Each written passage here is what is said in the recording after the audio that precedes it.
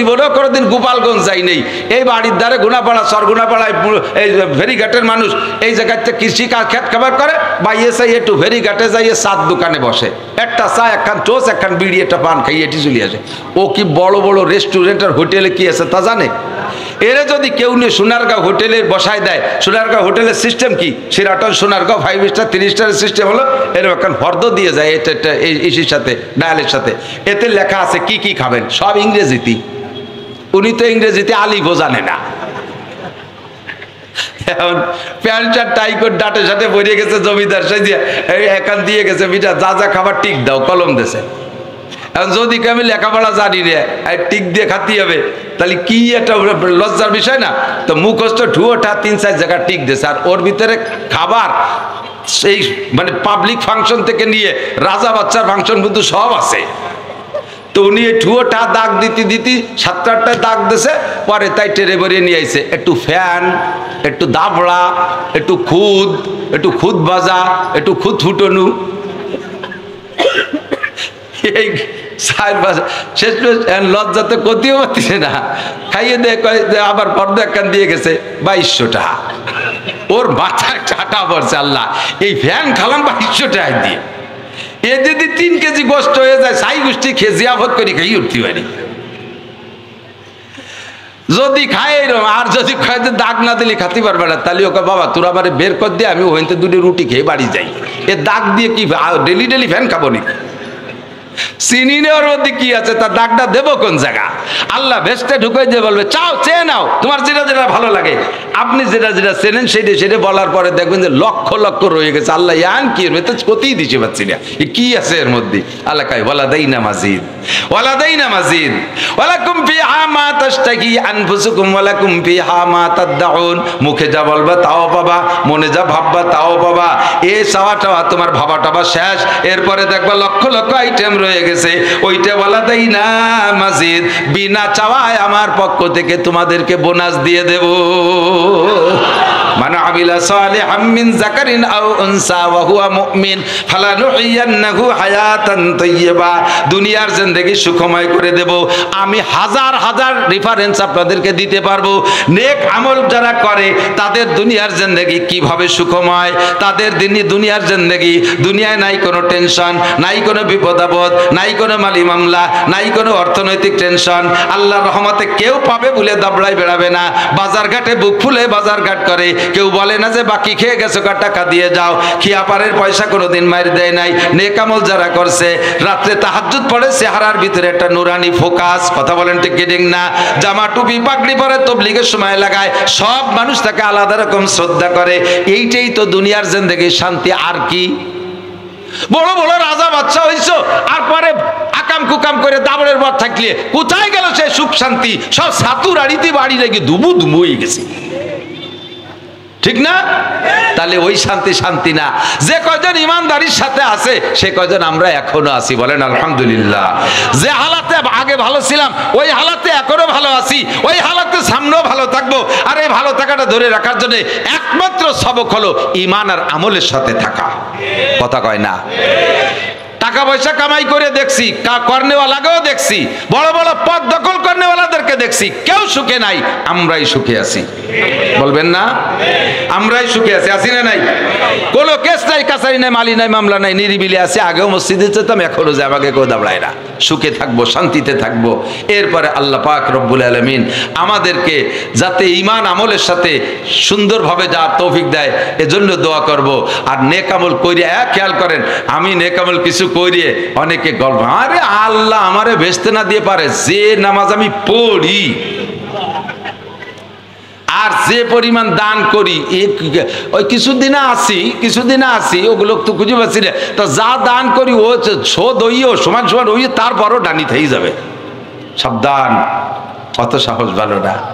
আমি আপনি কি ইব্রাহিম আলাইহিস সালামের চাইতে দামি? ইব্রাহিম আলাইহিস সালাম, ইসমাইল আলাইহিস সালাম 2 বাপ বেটা বানাইছে কাবা ঘর। কি বানাইছে? মন্দির, গির্জা, pagoda. KG school, primary, high school, college, বিশ্ববিদ্যালয়, আরে ফেরিঘাট, এই তেলের পাম্প, এগুলো বানাই নেই, বানাইছে কাবা ঘর। আল্লাহর নির্দেশে বানাইছে, আল্লাহর নির্দেশে স্ট্রাকচার জিব্রাইল দেখাই দিয়ে গেছে এই সিস্টেমে বানাবা, তাই দুই বাপ বেটা বানাইলেন। তাহলে এই বানানোর পরে ও আবার কবুল হবে কি হবে না, এর জন্য কি আল্লাহরে রিকোয়েস্ট করার দরকার আছে? ইব্রাহিম আলাইহিস সালাম, ইসমাঈল আলাইহিস সালাম দুই বাপ বেটা কাবা ঘর বানায়, আল্লাহ আমরা তো বানানোর দরকার বানাইছি, আমাদের এই মেহনত যদি তুমি কবুল না করো, তোমার ঘর জায়গায় পড়ে থাকে, আমরা দুই বাপ বেটা খালি হাতে উঠতে হবে। এজন্য ইব্রাহিম আলাইহিস সালাম কাবা ঘর বানাইয়া পাশে বসে 2 রাকাত নামাজ পড়ে কয়, রব্বানা তাকাব্বাল মিন্না ইন্নাকা আনতাস সামিউল আলিম ওয়া তুব আলাইনা ইন্নাকা আনতাত তাওয়াবুর রহিম। মেহেরবানি করে কবুল করো। তুমি কবুল না করলে এই দুই বাপ বেটা খাইটি পিঠে কত কষ্ট করে ঘর বানাইছি, একটা নেকি আমাদের আসবে না।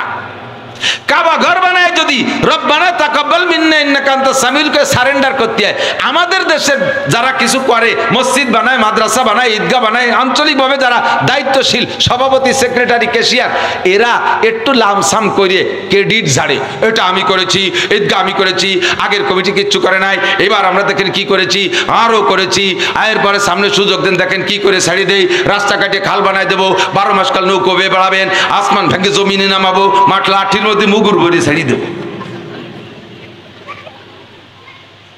কেউ যখন প্রশংসা করে না, নিজে নিজে গল্প পারে, ইহিব্বুন না কোরআন শরীফে আল্লাহ তাও, আল্লাহ যে কি আল্লাহ তা তোর কই যেতে পারি না, ইহিব্বুন না ইহমাদু বিমা লাম ইয়াফালু, কিছু করিও তো প্রশংসা চাই, আর কিছু না করিও প্রশংসা চাই, কথা কান, ভালো কাজ না করিও প্রশংসা চাই, যে এটা তোমরা বলতে থাকো, আমরা কম আমি খুব এগুলো করেছি, ক্রেডিট ঝাড়ে। আরে কিছু না হলে আমি যে 5টা মসজিদ করছি, এর আমলেই তো আমি বেসতে চলে যেতে, যদিও নিজে নামাজ না পড়ি। হুজুর কইছে সেদিন, মামবানা মসজিদ আল্লাহ বানাল্লাহু লাহু বাইতান ফিল জান্নাহ, যে আল্লাহর ঘর মসজিদ বানায় দেয়, আল্লাহ তারে জান্নাতের মধ্যে বালাখানা বানায় দেয়। তো আমি 5টা মসজিদ বানাইছি, 5টা বালাখানা আমার নামেই হয়েছে, ও জায়গা কি অরিফত যাবে নাকি? আমার বালাখানা আমি যাবো? আরে মিয়া বালাখানা বানাইছো তোমার ঠিক আছে, কিন্তু বালাখানা তো তালা দিয়া, বালাখানা কি দিয়া? তালা দিয়া, ওই তালা তো না খুলে ঢোয়া যাবে না, সে তালার চাবি খোলার নাম কি, চাবির নাম কি, ওই চাবির নাম কি, আসসালাতু মিফতাহুল জান্নাহ। বালাখানা বানাইছে সে চাবি বানায় না, ওর পাশে খালি তওয়াব করে বেড়াবা, ভিতরে ঢুকতে পারবা না, কথা কন না? বালাখানার জন্য দোয়া, ইবাদত বন্দেগীর জন্য দোয়া, সময় নাই বলতে পারলাম না। এবার তাকাব্বাল মিন্না, কবুল করো, তো কবুল হলো কি হলো না, এর একটা বুঝ পাওয়া দরকার না? সংক্ষেপে বলে দেই, তওবা কবুল হবে, তওবার জন্য কবুল দরকার।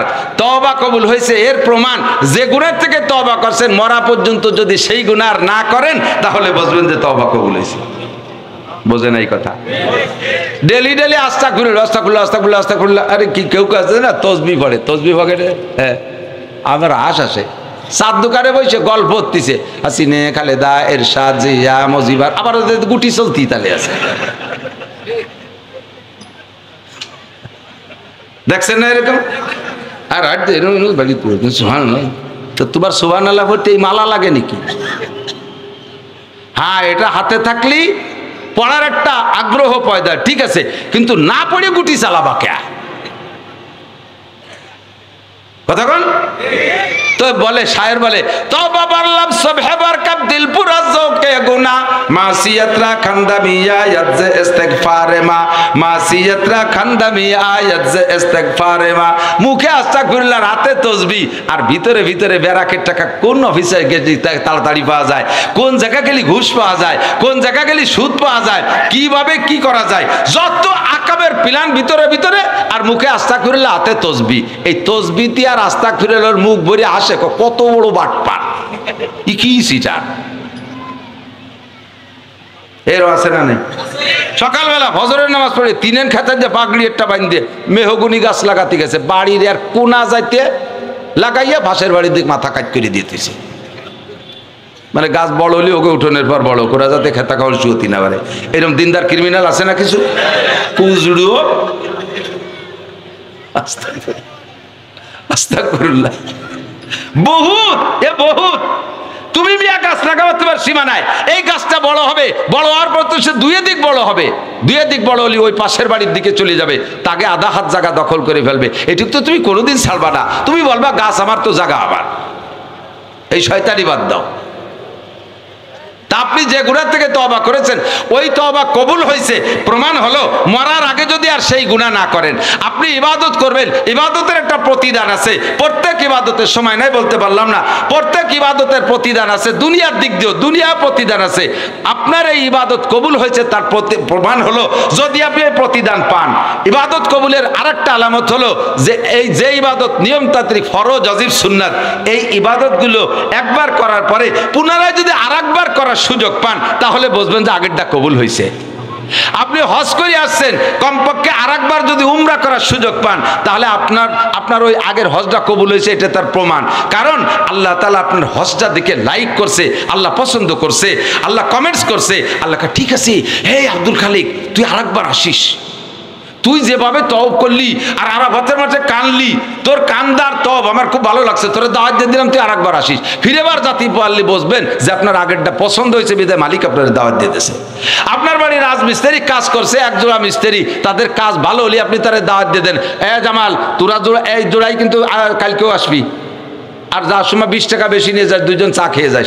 আর আরেকজনটা 200 গাচ্ছে, দুইজন একটা রাজমিস্ত্রি একটা হেল্পার মিলে এদিকে 100 ফিট ওয়াল গাচ্ছে, 200 ইট গাচ্ছে, তা দুড়া সাপের মতো সোজা। ওরে কি কবেন? কোনো বাস ফিলাস না, দুয়ে বাসে দাঁত বাইরুনু, ওরে কি কবেন? তুই যেন এই মোল্লা রাটের মধ্যে তোরে না দেহি, শয়তান আর তোর বাপ রে এনে ইট খুলিয়ে বাড়িতে সিমেন্টটা নিয়ে আমার ইট সোজা দিয়ে যাবি, আর তোর জন্য কোনোদিন না দেই। মসজিদে যদি আপনি জোহরের নামাজ সুন্দর করে পড়েন, আল্লাহ পাক ওই সময় দাওয়াত দিয়ে দেয়, আব্দুল খালেক মোল্লা তুমি কিন্তু আসরেও আসবা, তোমার নামাজ আমার এত ভালো লাগছে, তুমি আসরেও আসবা, দাওয়াত দিয়ে দিয়েছে।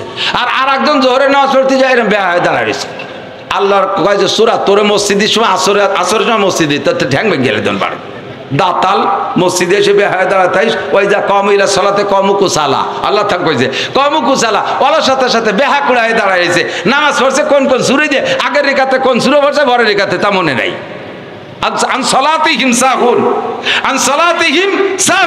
নামাজ ভুলে যায়, তোর মতো বেডঙ্গারে আল্লাহ দাওয়াত দেয় না, তুই আর মসজিদে আসবি না, যার কারণে দেয় জোহরের সময় জোহর পড়ে গেছে, আসরের সময় নানান ঝামেলা বেঁধে গেছে, ভর্তি পারলো না। কেন ফেললি না? তোমার জোহরের নামাজ পছন্দ হয় নাই, আল্লাহ জানি তোমার দাওয়াত দেয় নেই। কথা কি বুঝছেন? প্রত্যেক ইবাদত কবুল হওয়ার আলামত হলো ওই ইবাদত ততোধিকবার করার সুযোগ পাওয়া, আর তওবা কবুল হওয়ার আলামত হলো যে গুনাহ থেকে তওবা করছেন আর সেই গুনাহ জীবনে না করা। আল্লাহ তাআলা আমাদের ইবাদত বন্দেগী সঠিকভাবে করার তৌফিক দান করুন, আমাদের ইবাদত কবুল করুন। বলেন রব্বানা তাকাব্বাল মিন্না ইন্নাকা আনতাস সামিউল আলিম ওয়া তুব আলাইনা ইন্নাকা আনতাত তাওয়াবুর রহিম। তওবাটাও কবুল করো, ইবাদতও কবুল করো, খালেস তওবা করে দুনিয়া থেকে যাওয়ার তৌফিক দান করো। মা আমাদের এই মাদ্রাসা ভেরি গুড মাদ্রাসা, আপনারা এই মাদ্রাসার পক্ষে তো সবাই নাকি বলে? সত্যি পক্ষে? কারা কারা পক্ষে? ভয় নাই, টাকা চাচ্ছি না, একটু দেখতে চাচ্ছি, হাতগুলো ভিডিও হয়ে যাক, আর সে আজিমের দরবারে ভিডিও হোক। মাদ্রাসার পক্ষে হজে যাবেন, হজে যাবেন, উমরায় যাবেন, যাবেন, আল্লাহ কবুল করুক, বলেন আমিন। একবার হজ উমরা করে আসলে বাকি জিন্দেগিতে নামাজে দাঁড়াইলে আল্লাহু আকবার বলার সাথে সাথে চোখের সামনে কালো গড্ডা এসে বেঁচে ওঠে, কাবাঘর চোখের সামনে বসে। যাবেন যাবেন যাবেন, আল্লাহ কবুল করুক। উমরায় যাইতে লাগে 2 লাখ বর্তমানে, আর হজে যাইতে লাগে 6-7 লাখ কমপক্ষে। এই যে যাবেন বলে নিয়ত করছেন, এই উপলক্ষে আপনি প্রস্তুতি নিতে হবে। তা প্রস্তুতিটা হলো আজমবিল জজব, পাকা প্রস্তুতি। আল্লাহ আমি এই হজ উমরার উপলক্ষে 100টা টাকা এই মাদ্রাসায় জমা তুললাম, এই 100 টাকা আমি হজের নিয়তে জমা দিলাম, এটা বুকিং দিলাম, বাকি টাকা তুমি জোগাড় করে দাও, বাকি টাকা তুমি জোগাড় করে দাও। 100 টাকা জমা দেবেন, এই টাকা আবার হুজুরা ফেরত দেবে না, উন্ডা ওইটা মাদ্রাসায় কাজে লাগাইয়া আপনার বাকি টাকা জোগাড় করার জন্য দোয়া করবে, আল্লাহ এই লোকটা হজের জন্য 100 টাকা দেছে, বাকি 2 লাখ লাগবে, তুমি দিয়ে দাও। তো এই উপলক্ষে পকেটে যদি থাকে 100টা টাকা কি হজ উমরা উপলক্ষে জমা দেওয়া যাবে? যাবে? কার কার যাবে দেখি 100 টাকা করে। আজকে এখানে হজ উমরার জন্য 100 টাকা দেবেন, 100 টাকা, 100 টাকা দেবো, পাঠাবো, লোক পাঠাবো, 100 টাকা। আল্লাহ এই কজনে হজ উমরা করার তৌফিক দান করো। যাদের 100 নাই 50 দেবেন, কিরা কিরা? আল্লাহ আমার কাছে 100 নাই, আমি তো 50 দেবো, দেবেন দেবেন, 10-20 যার কাছে যাচ্ছে, যাও ছাত্র নামো, এবার নামে পড়ো, এই হজের টাকা গুছাইয়া তোমরা দোয়া করবা আগামীবার জন্য সব কজনের হজ কবুল হয়। নসিব হয়। যাও যাও ভিতরে জামার আসল পাত, এই করস পাত অতটা আদ্যা ধরতে পারবে না, এই করস পাত তাহলে করেছে 100 টাকা হজের টাকা, 150 10 20 সব কজন একদিক